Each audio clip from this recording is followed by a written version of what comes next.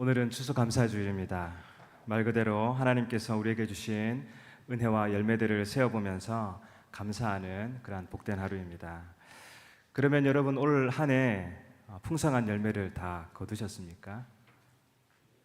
아멘. 너무 감사합니다. 예, 너무 감사해요. 사실 이렇게 눈에 보이는 것만 놓고 계산해 보면요, 네라고 아멘이라고 답하기 어려운 분도 많이 계실 것입니다. 경제는 갈수록 어려워지고 몸은 점점 더 아파오고 갈수록 해결해야 될 문제는 더 크고 많아져서 기쁘기보다는 우울해지고 감사하며 찬양하기보다는 차라리 울면서 금식하는 게 더 낫지 않을까 하는 그러한 생각이 들 수도 있습니다. 시간을 거슬러 올라가 보면 처음 추수감사 예배를 드렸던 것도 사실은 모든 것이 풍성했기 때문은 아니었습니다. 1600년대 초에 청교도라 불리던 크리스찬들 일부가 신앙의 자유를 위해 배를 타고 영국에서 미국으로 건너온 것을 아실 겁니다. 그들은 가장 먼저 교회를 지었습니다. 그 다음에 학교를 짓고 그 다음에 자기들이 살 집을 짓고 이 땅에 정착하기 시작했습니다. 하지만 낯선 환경과 질병으로 인해서 배를 타고 온 100여 명의 사람들 가운데 절반이 다 1년도 되지 않아 죽고 말았습니다. 남은 사람들은 자기들을 불쌍하게 여긴 원주민들이 가르쳐준 농사법을 배워서 겨우 살아남을 수가 있었다고 하죠. 하루는 그 청교도의 그 지도자 한 사람이 이렇게 일어나서 말을 했다고 합니다. 여러분, 우리는 여전히 불안한 상황입니다. 질병이 우리를 넘어뜨리려고 합니다. 삶이 너무나 고통스럽고 힘듭니다. 그러니 우리 모두 한 주일 동안 금식하며 하나님의 은혜를 구하는 게 어떻겠습니까? 그래서 모든 성도들이 다 교회에 모여가지고 막 일주일 동안 밥도 먹지 않고 금식하며 애통하며 기도하기 시작했습니다. 그런데 아무리 기도하고 금식해도 마음에 평안이 오지 않는 거예요. 그래서 그때 한 농부가 손을 들어서 말을 합니다. 우리가 바다를 건너와서 비록 많은 것을 잃어버리기는 했지만 돌이켜보면 하나님께서 우리에게 주신 은혜도 넉넉하지 않습니까? 가진 것이 없고 아무것도 할 수 없었던 우리가 농사를 지어서 이렇게 추수까지 하지 않았습니까? 그러니 이제 금식은 그만하고 마음껏 하나님을 찬양하고 감사하는 예배를 드리면 어떻겠습니까? 그래서 모두 다 모여서 감사 예배를 드렸습니다. 그때 이런 감사를 했다고 합니다. 4가지 감사입니다. 1년 동안 우리의 생명을 지켜주신 하나님께 감사합니다. 우리의 죄를 용서하셔서 구원해 주시고 천국 소망 주셔서 감사합니다. 신앙의 자유를 주셔서 감사합니다. 마지막, 일용할 양식 주셔서 감사합니다. 이렇게 예배를 드린 다음에 자기들에게 농사법을 가르쳐준 인디언들을 초대해서 함께 음식을 나누어 먹었고 이것이 추수감사절의 유래라고 그렇게 이야기합니다. 이들은 감사하기 힘든 상황에서도 하나님의 은혜와 인도하심을 발견하고 감사할 수 있었던 것이죠. 그렇다면 우리도 같은 마음으로 예배할 수 있지 않겠습니까? 오늘 우리가 함께 읽은 이 시편 100편은요, 제목이 붙어 있어요. 감사의 시라고 하는 제목이 붙어 있습니다. 그래서 우리는 이 시에서 이 노래를 불렀던 성도들이 얼마나 기쁨과 감사로 예배하며 노래했는지를 느낄 수가 있습니다. 1절을 보면 온 땅이여 여호와께 즐거운 찬송을 부를지어다. 기쁨으로 여호와를 섬기며 노래하면서 그의 앞에 나아갈지어다.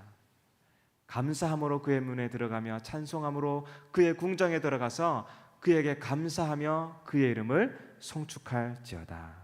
성도들은 즐겁게 기쁨으로 감사함으로 예배를 드렸습니다.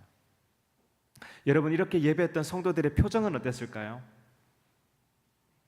여러분이 그 표정을 한번 지어보시겠습니까? 기쁨으로 노래하며 예배하는 성도들의 표정 한번 활짝 웃어보세요. 활짝 웃으시면서 옆 사람에게 여러분의 그 기쁨을 한번 전염시켜 주십시오. 한번 보시겠습니까? 네, 오른쪽 왼쪽에 계신 분들 한번 바라보면서 환한 미소를 한번 지어보시기 바랍니다. 예. 그 표정으로, 여러분의 그 표정으로 성도들이 기뻐하면서 노래를 부른 거예요. 그러면 구체적으로 무엇 때문에 성도들이 이렇게 기쁘고 감사했을까? 오늘 본문 속에서 한 3가지 정도만 간단하게 나눠보려고 합니다. 우리 3절 말씀 함께 읽겠습니다.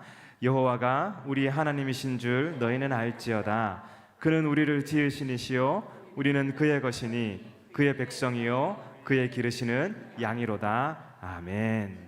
이 안에 세 가지가 다 들어있어요. 감사의 제목이. 첫 번째, 어떤 상황에서도 우리가 감사할 수 있는 첫 번째 이유는 하나님께서 우리를 지으셨기 때문입니다. 하나님께서 우리를 만드시고 보내주셨기 때문이에요.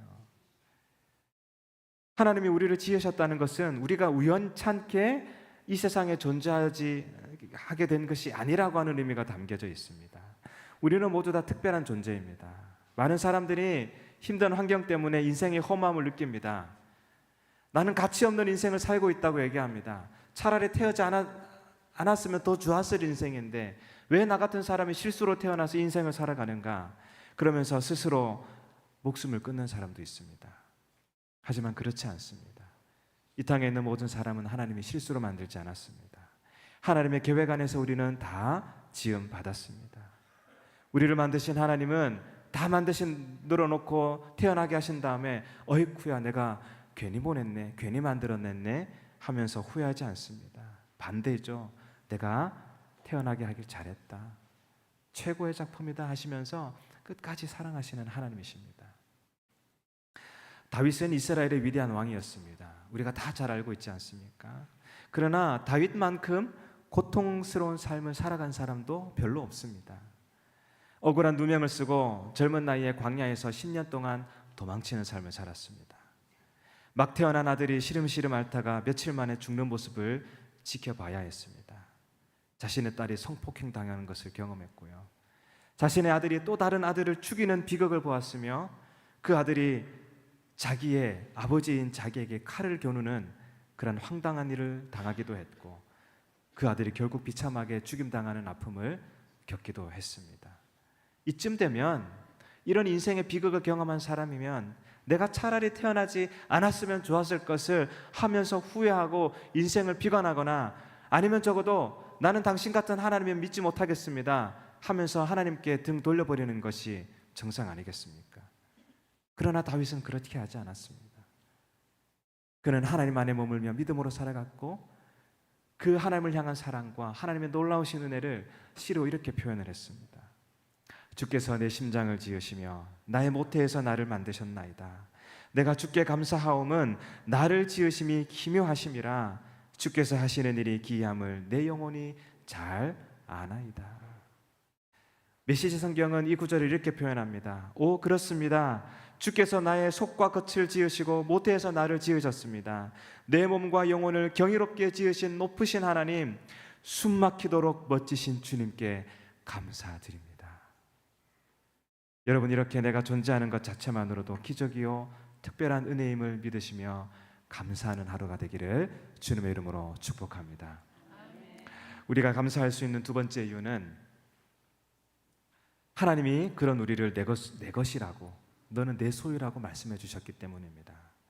한 번뿐인 인생, 그 소중한 인생을 이것저것 헤매면서 의미 없이 살아가다 사그라지는 사람들이 오늘도 수두룩한데 하나님은 그 가운데 우리를 선택하시고 구원해 주셨으니 얼마나 감사한 일입니까? 비록 이 땅에서는 나그네처럼 아무것도 많은 것을 누리지 못한 채 살아갈 수 있겠지만 마지막에 죽음으로 내 인생이 사그라들지 않고 다시 부활하여서 하나님과 영원히 동행하는 은혜를 누리게 되었으니 이것만큼 감사한 일이 어디에 있겠습니까? 이것을 알았던 하박국 선지자는 이런 감사의 노래를 만들어 불렀습니다. 비록 무화과 나무가 무성하지 못하며 포도나무에 열매가 없으며 감람나무에 소출이 없으며 밭에 먹을 것이 없으며 우리의 양이 없으며 외양간에 소가 없을지라도 나는 여호와로 말미암아 즐거워하며 나의 구원의 하나님으로 말미암아 기뻐하리로다. 아멘. 비록 내가 몸이 아파도 내 통장에 잔고는 부족해도 열심히 일해도 적자만 난다 할지라도 열심히 농사를 지었는데 그것이 다 그냥 홍수가 나버려서 사라진다 할지라도 괜찮습니다. 나는 여호와로 말미암아 즐거워할 수 있습니다. 주님이 나를 구원해 주셨기 때문에 나는 그 구원의 은혜만으로도 감사할 수 있습니다. 사랑하는 성도 여러분, 그런 고백이 오늘 우리 입술 가운데 흘러나오기를 주님의 이름으로 축복합니다. 내 눈에 보이는 계산했을 때에 숫자적으로 내가 만족할 만한 열매는 없을지라도 주님, 나 구원해 주셔서 감사해요. 영원한 생명 주셔서 감사해요. 주님이 오늘 저를 불러 가신다 해도 저는 괜찮아요. 감사해요. 마지막으로 우리가 감사할 수 있는 세 번째 이유는 하나님께서 우리를 돌보시기 때문입니다. 본문 3절 다시 보시면, 우리가 여호와가 우리 하나님이신 줄 너희는 알지어다. 그는 우리를 지으신 이시요 우리는 그의 것이니 그의 백성이요 그의 기르시는 뭐라고 합니까? 양이라고 얘기를 합니다. 하나님이 목자가 되셔서 양인 우리를 길러주셨다라는 거예요. 시편 23편에서 다윗은 자신의 인생을 돌보신 하나님을 역시 목자, 우리를 자신을 양으로 표현해서 이렇게 고백하지요. 함께 읽어보겠습니다. 여호와는 나의 목자시니 내게 부족함이 없으리로다. 그가 나를 푸른 풀밭에 누이시며 쉴만한 물가로 인도하시는도다. 아멘. 하나님이 우리의 목자가 되신다는 것은 내가 원하는 소원을 하나님이 다 이루어 주시고, 내가 세운 계획을 다 성취시켜 주시고, 평생 건강하게 하시고 돈 많이 벌게 해 주신다는 것으로 이해할 수 있는데, 그것과는 좀 거리가 멀다고 할 수 있습니다. 하나님이 나의 목자가 되셔서 길러주셨다는 것은 비록 내가 원하는 만큼 넉넉한 삶은 아니라 할지라도 꼭 필요한 양식으로 하루하루 나를 먹여주셨다는 거예요. 우리가 잘못된 길로 들어서지 않도록 길잡이가 되어주셨다는 의미이며, 혹 내가 사망의 음침한 골짜기로 들어가 헤맨다 할지라도 나 홀로 그곳에 있는 것이 아니라 여호와 하나님께서 막대기와 지팡이로 나를 돌보아 주셨다는 의미입니다. 그렇기 때문에 하나님의 사람은 환경과 상황 때문에 잠시 낙심할 수 있고 흔들릴 수 있지만, 괴로울 수는 있겠지만, 목자 되시는 여호와 하나님 때문에 감사할 수 있고, 오늘도 나를 먹여주시고 길러주시는 그 하나님의 은혜 때문에 우리는 평안을 누릴 수가 있는 것입니다. 소설가 다니엘 디포가 쓴 로빈슨 크루소라고 하는 옛날 소설이 있습니다.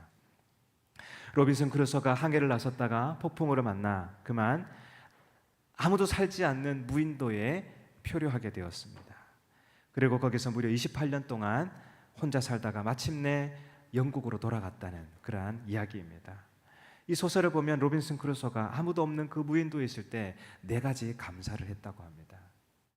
첫 번째, 물에 빠져 죽지 않고 살아있음에 감사합니다. 두 번째, 섬에 먹을 수 있는 열매가 있음에 감사합니다. 세 번째, 섬에 위험한 동물이 없어서 감사합니다. 네 번째, 더운 날씨라 옷이 필요 없어서 감사합니다.